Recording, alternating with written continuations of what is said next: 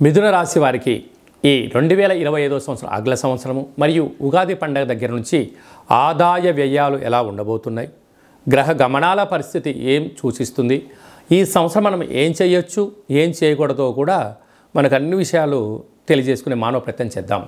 మిథున రాశిలో ఏ నక్షత్రాలు వస్తాయి అనగా మృగశిర నక్షత్రంలోని 3వ పాదం, 4వ పాదం, ఆరుద్ర నక్షత్రంలోని 4 పాదాలు, పునర్వసు నక్షత్రంలోని 1, 2, 3 పాదములు కలిపితే మిథున రాశి అవ్వడం జరుగుతుంది. చాలామందికి పుట్టినటువంటి కాల సమయంలో డేటా బర్తులు లేనటువంటి కారణం వలన మీ పేరు యొక్క మొదటి అక్షరాన్ని అనుసరిస్తూ ఆ రాశిని తెలుసుకునే ప్రయత్నం చేద్దాం. కా, కీ, కు, ఖం, అజ్ఞ, ఛ, కే, కో, హ అక్షరాల వారందరూ కూడా మిథున రాశి జాతకులే. అలాగే మిథున రాశి అధిపతి బుద్ధ భగవానుడు. వీరు ఈ అత్యధికంగా ఆదాయం కలిసి వచ్చే రాశులలో మిథున రాశి ఒకటి అని చెప్పి కూడా గమనించాలి.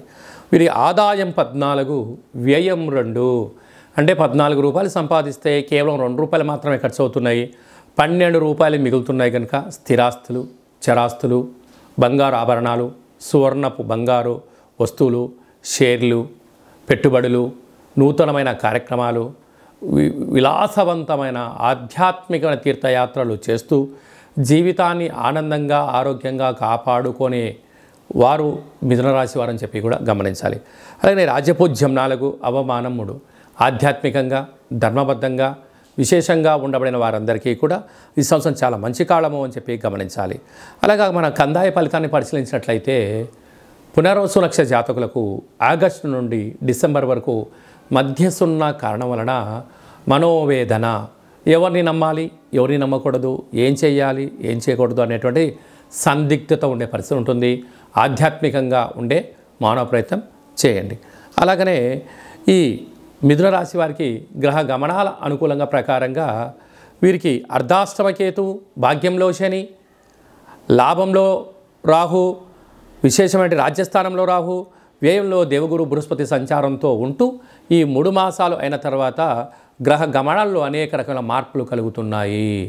ఎందుకనగా సస్యాధిపతి బుధుడు, నీరసాధిపతి బుధుడు, గజాధిపతి బుధుడు, దేశాధిపతి బుధుడు, గ్రామాధిపతి బుధుడు, పంచమ అధిపతి అయిన బుధుడు అవ్వడం వలన మిథున రాశి వారికి గ్రామ, రాష్ట్ర, దేశ, ప్రపంచ స్థాయిలో ఎక్కడికి వెళ్ళినా మీరు రారాజులుగా, వ్యాపారవేత్తలుగా, దిగ్గజాలుగా విజయకేతనం మిథున రాశి వారు సొంతమయ్యే పరిస్థితి అధికంగా ఉంటుంది. కనుక ఇలాంటి కాల సమయంలో మౌనంగా ఉండడం, ధ్యానంగా ఉండడం, పూజా కార్యక్రమంలో పాల్గొనడం, ప్రశాంత జీవన వాతావరణం ఏర్పాటు చేసుకోవడం వలన ఉగాది పండగ నుంచి వీరికి రాశిలోకే గురువు రావడం వలన మంచి యోగము, తృతీయంలో కేతు ఉండడం వలన తల్లిదండ్రులతో, అన్నదమ్ములతో, అక్కాచెలతో స్థిరచరాస్తులు వీరి సొంతమవ్వడం, భాగ్యస్థానంలో రాహు, రాజ్యస్థానంలో శని భగవానుడు. అంటే ఇన్ని రోజులు వ్యతిరేక భావంగా ఉండబడినటువంటి గ్రహాలు మళ్ళీ ఇంకొక మంచి స్థితికి రావడం వలన వీరికి చాలా మంచి కాలము అని చెప్పి గమనించాలి. వీరి బుద్ధికి, వీరి యొక్క సమయ స్ఫూర్తికి, వీరి యొక్క ప్రణాళిక వ్యవహారానికి, అనేక రకాల అయిన వారందరికీ కూడా మిథున రాశి వారందరికీ పెట్టుబడులు ఆకర్షించడం, వ్యాపార అభివృద్ధి, ఉన్న చోటు నుంచి మరొక స్థిరచరాస్తులు సొంతమవడం, అలాగే రియల్ ఎస్టేట్ రంగంలో కానీ, ఆధ్యాత్మిక రంగంలో కానీ, వస్త్ర వ్యాపారాలు కానీ, అలాగనే మిలిటరీ ఆర్మీలో పనిచేసేవారు, రాజకీయవేత్తలకు, ధురంధరులు కూడా చాలా ఈ సంవత్సరం యోగదాయకమైన రోజులు అని చెప్పి గమనించాలి.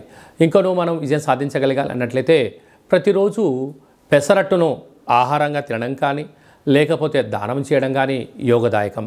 ఆవులకు పచ్చగడ్డినే దానం చేయండి. యోగదాయకమైన అదృష్టం మిథున రాశి వారి సొంతమయ్యే పరిస్థితి అధికంగా ఉంటుంది.